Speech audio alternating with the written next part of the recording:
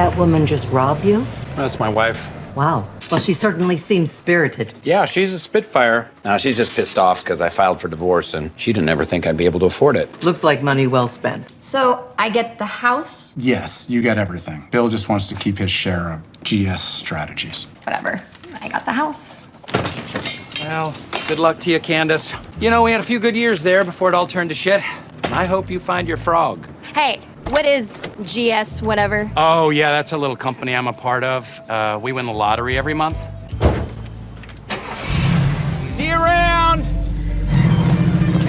The movie opens in the small town of Ever. An elderly couple, Jerry and Marge Selbee, drive their pickup truck to a convenience store to buy lottery tickets. They've discovered a mathematical loophole, one that lets them predict and almost guarantee the outcome of a state lottery game. But their story doesn't actually start here. It begins a little earlier.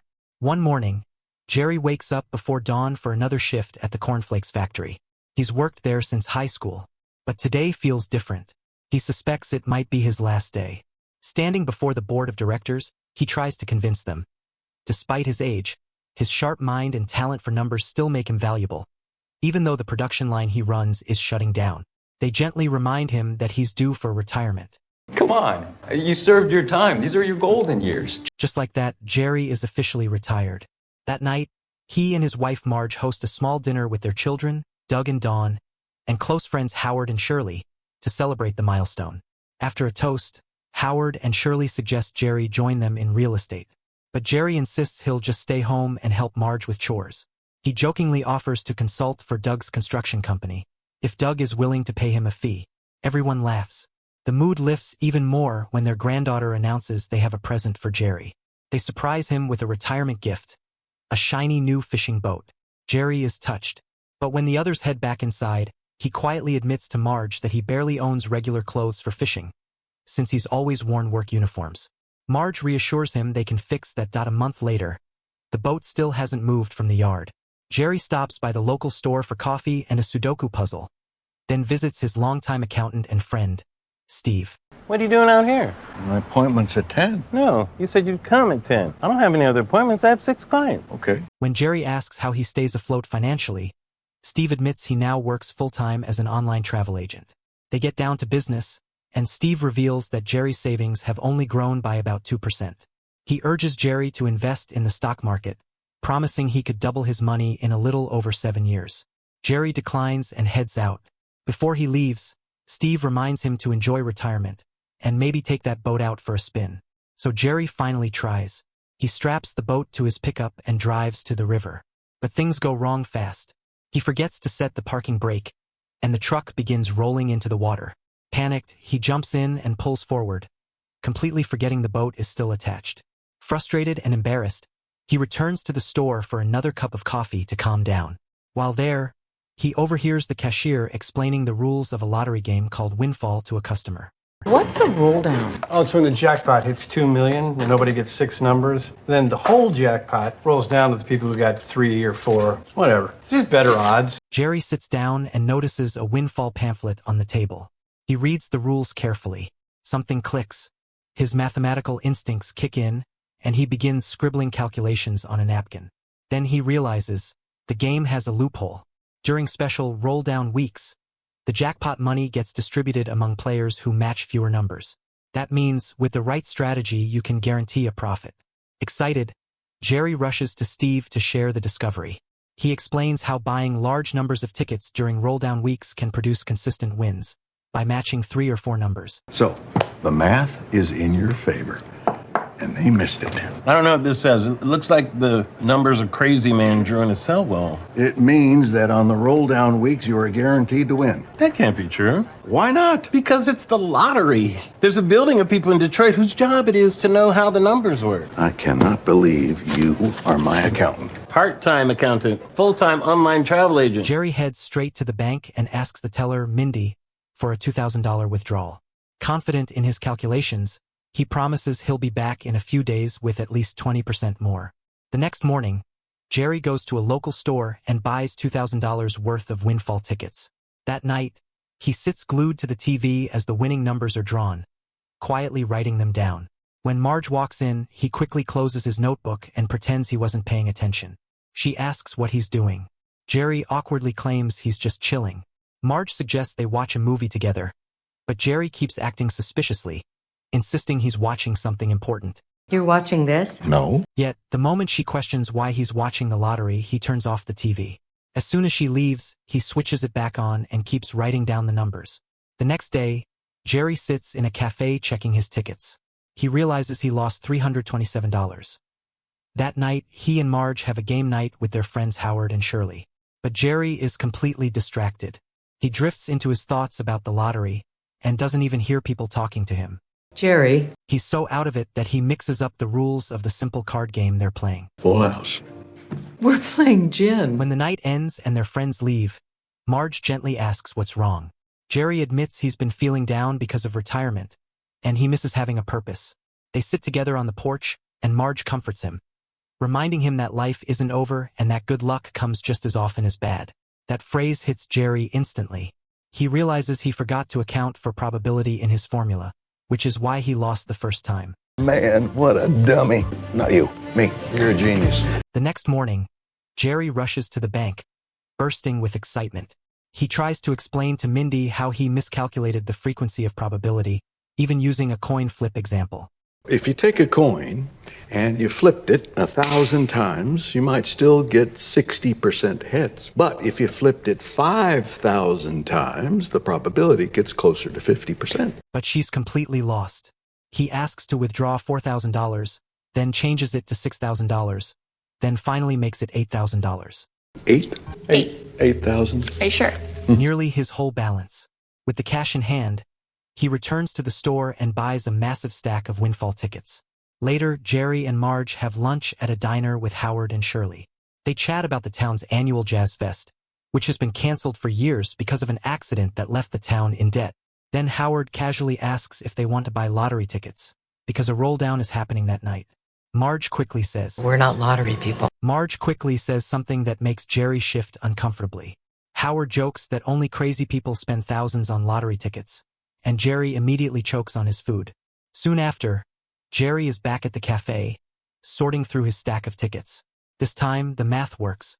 He realizes he's won over $15,000. He cashes out quietly and sneaks the bundles of money into their pantry, stuffing them inside an old popcorn tin. The next day, the family and their close friends gather in the backyard for a barbecue. Jerry hands the grill over to his son Doug and heads inside. Inside the house, Jerry catches his granddaughter Lizzie walking out with the popcorn tin. He stops her and awkwardly claims the popcorn is stale and full of sugar. Lizzie doesn't buy it, but Jerry manages to get the tin from her anyway. He rushes into the pantry, dumps the cash into a cereal box, and hands the popcorn tin back to her. Later that night, Marge approaches him with a suspicious look. Something you want to tell me? What? The pantry? Thinking he's been caught, Jerry immediately confesses everything. I'm playing the lottery. I meant the empty bag of Oreos. How he found a flaw in the lottery system, used their savings to play, and ended up winning $15,000. Wow. After hearing the full explanation, Marge surprises him. She wants to keep going.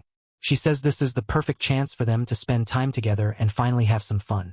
She's waited 40 years for a moment like this. I want to have fun. Let's be a little stupid. We got married when we were 17, so we know how to do it. The next day, they head to the local store, ready to reinvest the entire $15,000. But the cashier breaks the bad news. The windfall lottery has been shut down in their state. The only place they can play now is Massachusetts. They visit Steve and show him Jerry's calculations, explaining that they plan to take a 10-hour road trip to keep playing. Without hesitation, Steve tells them to put him down for $1,000. I'm in too. You sure? No, but what the hell? Put me in for 1,000. I just got a cruise I gotta cancel The now. following morning, Jerry wakes up to find the bed empty. Marge is already dressed, packing food, snacks, and everything they'll need for a 3-day trip. She tells Jerry to grab the boxes, and before he can even change out of his clothes, they're on the road. As they drive toward Massachusetts, they munch on snacks Marge packed and enjoy the adventure together. Hours later, they arrive at a gas station with a windfall lottery machine. Inside, they meet the owner, Bill, and tell him they want $16,000 worth of tickets. $8,000 in total. Bill pauses to ring up a little kid first, then informs them that the machine prints 1,000 tickets per hour. It'll take 8 full hours. Marge says that's fine, and Bill lets them operate the machine themselves. That evening, they check into a motel. The nostalgic atmosphere reminds them of their prom night and honeymoon. When the windfall drawing begins, they turn on the TV, write down the winning numbers, and begin the long process of checking every single ticket. They work through the night and finish by morning. Jerry calculates their total. They've won $21,000, a $5,000 profit. Jerry collects the winnings at the Massachusetts lottery office. When he gets back to the car, he jokes that he expected alarms to go off when he walked inside, but all they did was congratulate him. Marge, thrilled, wonders aloud if they're the only ones who've noticed the loophole. Cut to Harvard. In a dorm room, a student named Tyler sits at his laptop, working on a research project about lottery odds. His roommate thinks the topic is dumb, but Tyler insists it'll still earn him a B. Once the roommate leaves, Tyler looks through the lottery tickets he bought for research. When he picks up the windfall ticket, he flips it over, and his curiosity spikes. He starts entering the game's rules into a spreadsheet and running calculations of his own. Back on the road home, Marge suddenly tells Jerry to pull over. He does, and they step out of the car. Marge tells him she thinks there's a reason they stayed in their small town for 40 years. That maybe this was the reason.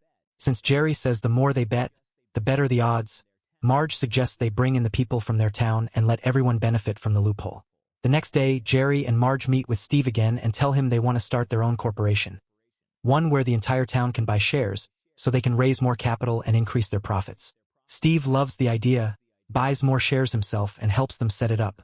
Soon after, Jerry gathers his friends and the town residents at the local diner to explain the new venture. The company is officially registered as GS Investment Strategies, and Jerry explains that each share costs $500. Raj, one of the residents, asks if he can contribute something other than cash because money is tight. What if we want in, but we're behind on our bills and don't have enough for a share? Do you accept other forms of payment? In the next scene, Jerry pulls into the driveway with a quad bike in the back of his truck. Raj's alternative payment. Marge introduces the idea to their friends Howard and Shirley, who are immediately excited and join in. Criminal like this. No, Shirley, it's not criminal. We're gonna pay taxes on all the winnings and claim expenses. Jerry's got it all worked out. Jerry then calls their daughter, Dawn. She signs up instantly without needing any explanation. But when Jerry visits his son, Doug, things are different. Doug isn't convinced and refuses to join. It's clear he holds a grudge against his father for never really understanding him. Well, it's just math. It's always just math. It's like sorting through coins looking for buffalo nickels because you had calculated there was, one in every 7 rolls or something? Yeah, we made $600. If we sorted through coins every weekend for a month, I was 12. It was fun. It would have been nice to just throw the football or something. After Doug leaves, Lizzie asks Jerry to take her in. I'll be in your business, Pop-Pop. How are you at logos? Good. Well, come here and show Pop-Pop. Later, the couple returns to Bill's store, the Liquor Hut, in Massachusetts. They tell Bill they want to print $40,000 worth of windfall tickets. Bill is stunned and jokingly asks, You guys drug dealers? We're professional lottery players. Bill explains that printing that many tickets will take all night, but he has to close the store and meet up with his friends. So Jerry offers a partnership. He shows Bill Lizzie's hand-drawn logo and introduces him to GSIS. I'm in. Can I be in? As Jerry and Marge begin printing the tickets, Bill is outside telling his friends about the investment opportunity. 2 of them agree to sign up on the spot.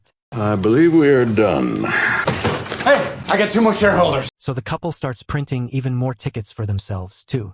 Later that night, Jerry and Marge check into their motel again. After watching the windfall drawing and writing down the numbers, Jerry suggests grabbing coffee to start counting tickets. But Marge gives him a flirty look and tells him it can wait till morning. Jerry gets the message. The next morning, they're still in bed when loud banging echoes through the room. Jerry opens the door and finds Bill bursting with excitement. Bill reveals that they don't have to count the tickets themselves. The lottery sent the store a tally of all the winning tickets purchased there. The total is $82,000. And since Jerry and Marge bought every ticket printed, the entire prize is theirs. Meanwhile, in Boston, a frustrated news editor pressures one of his lottery reporters to find a big viral story, something that will get clicks and save the company from falling behind. Back in Ever, the Selbees keep increasing their bets with each roll down, and the winnings keep growing. They store every ticket they've ever bought inside their garage to protect themselves in case of an audit. The whole town gets involved, and the couple's new business becomes something everyone celebrates. Meanwhile, at Harvard, Tyler finishes his research project, the one he titled Wind Flaw. His roommate is stunned by the discovery and asks if it's real. Tyler confirms he ran simulations and that the strategy works. The only issue now is raising at least $10,000 to play. His roommate suggests asking his dad, but Tyler refuses. Instead, he gathers their entire dorm together that night and delivers an inspirational speech about seizing the moment. He reveals the loophole in the lottery system, but warns they'll need to bet big. He tells everyone to ask their parents for money, under the pretense of paying for school supplies. Also, I'm going to need you all to fill out about 300 lottery slips so we don't bet duplicates. You're not filling any out? No, I'm in charge. Back in Ever, Shirley and Howard Show dug the rundown amphitheater where the town's annual jazz festival used to be held, before the accident that shut it down. They tell him they want to use the lottery profits to rebuild it. Later, Doug visits Jerry and helps him sort through the stacks of tickets in the garage. Jerry explains that they have to keep every losing ticket in case the IRS comes knocking. Doug then reveals that he's been hired by the group to renovate the amphitheater. Jerry admits he made Doug a shareholder from the very beginning. You have a share. What? You did from the start. Dad, you didn't have to do that. Oh, I didn't want to count nickels without you. Later, Jerry and Marge host a shareholder meeting in a member's bookstore. The room erupts in applause as Jerry steps up. He tells everyone they're doing extremely well. They'll use most of their capital for upcoming bets, rebuild the amphitheater, bring back Jazz Fest, and keep improving the town. But just as he's about to read the profit ratio, Raj interrupts. Yes, Raj? Is there not food at this thing? No, this is a shareholder meeting. It's not a party. Then why did you have it at 6 when we all eat? Jerry suggests they head to the diner later, but the whole crowd instantly gets up and leaves, proving how much they trust him. They don't even need the numbers. Later at the diner, Jerry and Marge reveal their most ambitious plan yet to Steve. They will be betting $600,000 on the next play. $500,000 in one play. Oh, the money's the easy part. Is it? It'll take 4 days of betting, 2 machines, 12 hours a day. Then why don't you just bet the normal amount? They explain that the lottery might not last much longer, so they want to maximize profits while the loophole still exists.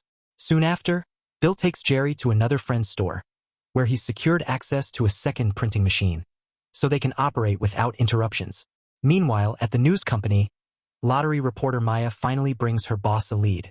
She explains that the lottery is required to publish a list of people who win more than $50,000 4 times a year. According to recent records, one name keeps appearing. A man who drives 10 hours to Massachusetts every 3 weeks and somehow keeps winning big. They both agree that something is definitely suspicious. While Marge is printing tickets at Bill's liquor store, a woman storms in, grabs a pack of beer, calls Bill a loser, and walks out. Marge asks who she is. Bill casually reveals that it's his wife. He explains that he already filed for divorce and only managed to afford it thanks to his investment shares. Bill then admits he wants a woman just like Marge, but younger, and Marge gives him a few tips on self-improvement. My mother used to say, kiss a few frogs, then when you find a prince, you'll realize that the frogs are better because they make you laugh. You need a new frog. Back at Harvard, Tyler proudly announces that their group has won $50,000. Waving the check in the air, he tells everyone they're going to make even more money, but it will take time and discipline. As he hands out tickets for the group to fill, Eric reveals something alarming. Another group has discovered the lottery flaw, too. Their winnings are smaller because they aren't the only ones playing. Eric confesses he figured this out by hacking into the state lottery system. With that information, he traces the competition's location and realizes they're betting from Sunderland, a location not too far from them. Public information? No, I hacked the state lottery. Nice. Wait, that's my laptop. Yeah, you should destroy your hard drive after this. Dude. Whatever. So they decide to pay them a visit. At Bill's store, Marge watches as Jerry combs his hair and straightens himself before walking in. He grabs a bottle of champagne and tells her he stopped printing early so they could celebrate their 46th anniversary. He pours them glasses, they toast, and Jerry plays music so they can dance together. In the middle of their sweet moment, Tyler and Eric walk in, laughing in disbelief. They expected the competing group to be some kind of criminal syndicate, not 2 old people dancing in a liquor store. You guys are the other group. we thought it was gonna be like a crime syndicate or something. Tyler then proposes a partnership. If Jerry and Marge combine their capital with the Harvard pool, Tyler's team will handle everything and split the profits. Jerry politely refuses, saying they prefer doing things their own way. We're good. What? This is about making money. You like money, right? Well, not as much as I like other things. Oh gosh. These kids have no idea how much this man likes to cook. Would you like a glass of champagne? No, I only drink Jaeger and Red Bull, but thank you. Well, at least she'll never have to worry about being our age. Before leaving, Tyler brags that Harvard teaches binomial distribution and claims Jerry doesn't understand how much more efficient it is. Binomial distribution only considers two factors, not a third, which is human error, or a fourth, which is the time it takes for you to fill in the tickets. You gain a whopping $32 for every $100,000 you win. You're welcome. Seriously? Shut up. Jerry and Marge simply smile and return to dancing. Meanwhile, Bill finalizes his divorce. His wife gets the house, but all Bill wants is to keep his shares in GS Investment Strategies. As they leave the lawyer's office, she angrily asks what he even does with the investment. Bill proudly tells her they win the lottery every month, and drives off, leaving her furious. Back in Ever, Raj tells Marge he wants to reopen his ice cream shop. Marge explains there's a way he can lease the building, but says Jerry can break it down better. Elsewhere, Steve shows off his brand new red Ferrari to Jerry. He even offers to let Jerry drive it while he vacations in Mexico, but Jerry politely declines. They sit for coffee, and Jerry mentions the Harvard group. Steve isn't worried. He figures as long as Jerry and Marge keep printing and counting the tickets themselves, they'll stay ahead. Jerry admits they actually enjoy the work. Later in Massachusetts, their daughter Dawn helps her parents check stacks of tickets, but quickly complains about how exhausting it is. Still, she says she's happy to finally spend time with them. Oops, this one's a winner. Oh, you missed it. After a while, she gets tired and asks if the motel has a bar. We're gonna have to double-check all the... Meanwhile, at the state lottery headquarters, reporter Maya meets the CEO, Grazio. She mentions she has questions. Grazio proudly talks about how successful the lottery has been for the state. Maya subtly hints at a mysterious player from Michigan who keeps winning large sums every month. Some retiree gets lucky and they send a spotlight reporter. I didn't say he was a retiree. Which makes it clear the CEO already knows more than he's letting on. Back in Ever, Jerry walks into Leon's store for his usual morning coffee. As he's pouring a cup, he's shocked to see Tyler waiting for him. Tyler says he no longer wants a partnership. He wants Jerry and Marge to stop playing entirely. He admits they hacked into the lottery system once, and now threatens that if Jerry doesn't quit, they'll hack into his and his group's bank accounts, credit, and identity. Jerry asks why he's doing this. Tyler calmly says it's nothing personal. He just wants the whole pool to himself.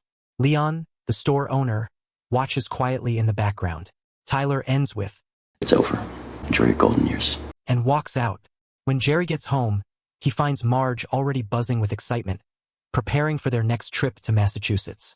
But Jerry sadly tells her they won't be playing the lottery anymore, leaving Marge shocked. That evening, they hold a shareholders meeting. Jerry takes the stage and, with a heavy heart, announces that they will no longer be playing. The whole room is disappointed. He lies, saying it's because of new variables in the game. Leon quietly tells Doug about what happened between Jerry and Tyler at the store. Doug approaches Jerry and urges him not to let some college kids take this away from him. So you're really gonna let some college smartass take all this away from you? He reminds Jerry that because of him, the whole town has regained its spark, and everyone is happy now. Doug tells him their small town feels big again because of Jerry, and he shouldn't let anyone steal that away. Doug leaves, and Marge walks up to her husband. Jerry reflects, recalling a time he took Doug fishing as a boy. He was, 16, 17. I started calculating how fast the bobber was moving so I can figure out the speed of the current. And then I hear him ask me, "Well, what do you think, Dad?" It was at that moment that I realized he was talking about a girl that he liked. He admits to Marge that sometimes he thinks he sees things others don't, but often he's actually missing the bigger picture. After this moment of self-reflection, he walks home deep in thought. Later at home, Marge reminds Jerry that the next roll-down is this weekend. Jerry says he already knows, but explains that he's just trying to do the right thing by not playing. Marge tells him he's never been the type to give up without finding a solution, and he shouldn't start now. Using a playful binomial distribution analogy, she reminds him that they have each other and aren't afraid to do something a little stupid. Her words motivate him, And soon, laughing, the couple is driving to Massachusetts in their pickup truck. They arrive at Bill's store. Meanwhile, at Harvard, Tyler is counting his group's winnings when Eric tells him they didn't get the entire jackpot. Tyler asks who else did. Eric reveals it's Jerry and his group. Tyler is furious. Realizing that Jerry has called his bluff, Tyler devises a new plan. He wants to trigger the roll-down himself and claim the entire $2 million jackpot. He explains to Eric that $100,000 is added to the lottery pot every day, and when it reaches $2 million, a roll-down occurs. So if they wait until the pot hits $1 million, then bet that same amount, they can trigger the roll-down and win everything. We bet $1 million in one day. I mean, we own the game. And where do we get $1 million? But Tyler has a plan. The next day, he presents his idea to some of his dad's friends and asks for their investment. One of them asks if his dad knows about this. Tyler assures them that his dad has never made $1 million in a single night. Impressed, they agree to fund the plan. Tyler then instructs some of the students to head to different ticket printing shops and warns them not to let anyone interfere. Hey, what happens if somebody wins the jackpot and we lose $1 million? Beyond dropping out of school because I blew my entire tuition, I think one of those investors might actually kill me. A few days later, as Jerry and Marge are about to settle into their motel room, Bill rushes in. He reveals that the roll-down has already been triggered, weeks earlier than expected. Jerry is stunned. Realizing that Tyler and his group must have done it, he jumps into his truck and drives straight to Harvard. When he arrives, he finds Tyler celebrating with the students. Tyler jokes, asking if Jerry has come to give him a whooping. Jerry admits he wants to, but instead tells Tyler he's disappointed in himself for letting someone so selfish get to him. Jerry explains that being the smartest person in the room isn't what matters. It's the people around you and how they support you. But it turns out it's this room that matters. All these bright young people helping you get rich. How are you helping them? Guess you haven't run the math out on that, huh? Jerry wishes them luck and leaves. Inspired, the students drop the tickets and refuse to count anymore. What? Just get back to counting. Ignoring Tyler's commands. Back in Ever, Jerry and Marge are at Steve's office with Bill, discussing how Tyler and his Harvard group managed to trigger the roll-down.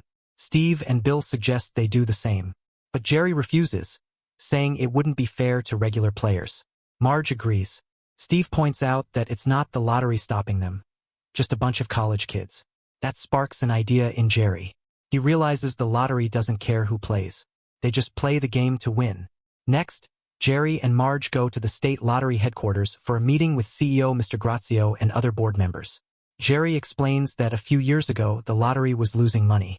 Then along comes windfall and all that changes. You folks made millions before you realized there was a flaw in the math. But since only they and the Harvard students figured it out, the lottery kept profiting from unaware players. Now Jerry and Marge demand two things. First, the jackpot pool must be displayed on the website for transparency, so no one can secretly trigger a roll-down. And second, they want 2 machines installed at the liquor hut. Grazio smiles and agrees to their requests. At Harvard, Tyler is already planning his next play, bragging about how they won't need real jobs. The lottery changed the website. You can track the jackpot online. We can't roll it down anymore. Tyler immediately suspects Jerry is behind it and vows to get revenge. Later, Tyler returns to his usual playing hall, but finds only Eric there. The rest of the group refuses to play anymore because of Tyler's behavior. Frustrated, Tyler brags to Eric that he will play alone and doesn't need their help. Moments later, he's waiting for his tickets to be printed at a nearby liquor store, completely alone. Meanwhile, back at the liquor hut, Jerry and Marge are busy using the 2 new machines. Meanwhile, lottery reporter Maya reviews the past 6 months of state lottery winnings and notices Jerry's name appears every 3 weeks. With the help of her boss, she also spots Tyler's name and realizes another player has been cashing in big, too. Back in Ever, Raj finally reopens his ice cream shop thanks to the investment group. Doug helps Jerry fix his car while Lizzie plays nearby. Jerry brings out an old football, saying he's always wanted to toss it with Doug, something they never did when Doug was little. They start tossing the ball, enjoying the moment when Maya interrupts, asking to speak with Jerry about GS investment strategies. He takes her to the garage to show her the mountains of lottery tickets. He explains that he and Marge actually enjoy counting them themselves, even in a motel room for 11 straight days. You and your wife count tickets in a hotel room for 11 days? Yep. That's so much work. Doesn't seem like work. I've worked all my life. This is different. This is very different. Maya is impressed. When she gets back to the office, she tells her boss how the Selbee couple used a lottery loophole to help their entire town. They helped their entire town. The flaw isn't the story. But her boss ignores it, saying it wouldn't make a flashy headline. Later, Jerry and Marge arrive at the liquor hut, excited for their biggest game yet. But they're disappointed to see lottery workers removing the windfall machines. Bill explains that the lottery has revoked their license, showing them a news story detailing how they and Tyler discovered the flaw and cashed out millions. Tyler's face is plastered across the page. At Harvard, Tyler's father storms into his dorm, furious, and tells him to pack his bags because he's being sent home. Back in Ever, Marge and Dawn watch the news as the report announces that 2 groups exploited the lottery and won millions. The state lottery will phase out the game after the roll down that night. Dawn remarks that they could have made their final win that day, but Marge says it wouldn't have felt the same anywhere else. She notices Jerry sitting quietly and says the lottery was more than a game to him. He finally got to use his gift to connect to people. He finally got to use his gift to connect to people. Just then, Steve arrives in his Corvette, informing them of a shareholder meeting that night. That evening, Jerry and Marge arrive to find a surprise. Jazz Fest is in full swing. The whole town is there to celebrate. Everyone applauds them as they arrive. Then, the town reveals they traveled across state lines to purchase tickets for their final play. Jerry and Marge are thrilled. They watch as Raj drives up with a tractor full of boxes of tickets. The town left all the counting to the couple. Jazz Fest begins, and Jerry and Marge dance as the town joins in. Steve even gets asked to dance by a pretty woman. Amid the celebration, the couple admits they'll miss the lottery, though Marge wishes they had won the jackpot at least once. Jerry smiles and says he already did by having her. As the music ends, they rush off to start counting the tickets. The movie closes with Bill's voiceover explaining that Jerry and Marge used their winnings to start a construction loan business, while he built a luxurious man cave for himself. In total, Jerry and their group won a grand total of $27 million.